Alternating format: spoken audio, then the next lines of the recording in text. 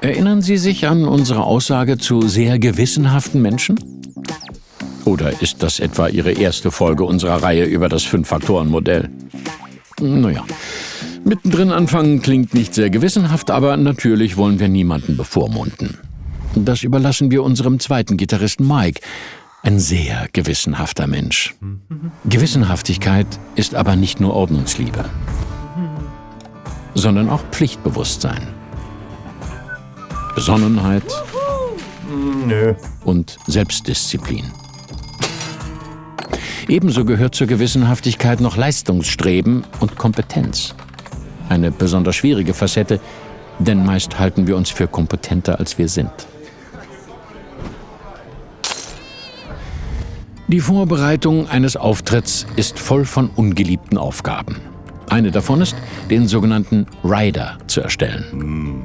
Rider. Das ist eine Art Infoblatt für den Veranstalter mit den Wünschen und Bedürfnissen der Band vor und nach dem Auftritt. Während die Planung der Show noch so etwas wie Gegenliebe findet, viel Licht, aber nicht zu hell. Ich muss laut. Sehr laut. ist das bei anderen Teilen der Planung überhaupt nicht der Fall. Woher soll ich wissen, was ich übermorgen frühstücken will? Oh, ey, die sollen einfach eine Auswahl bereitstellen. Dann entscheide ich spontan. Ich hab's euch doch erklärt, die müssen das genau planen können. Ist doch auch gut, dann wird nichts weggeworfen.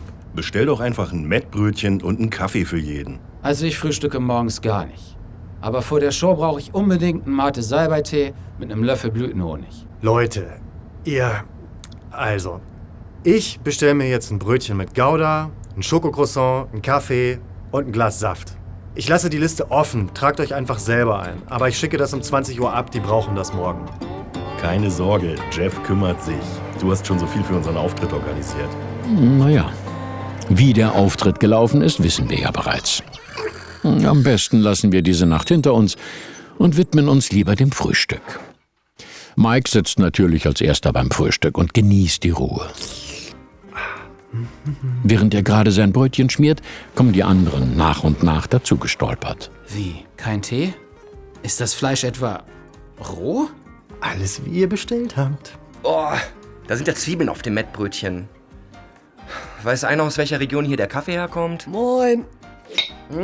Geil. Kennen Sie diese Momente, in denen man sprichwörtlich eine Stecknadel fallen hören kann? War das mein Croissant? Ich glaube, wir verlassen die Szene mal lieber. Es könnte gleich etwas ungemütlich werden. Hier, Mike. Echt blöd mit dem Croissant.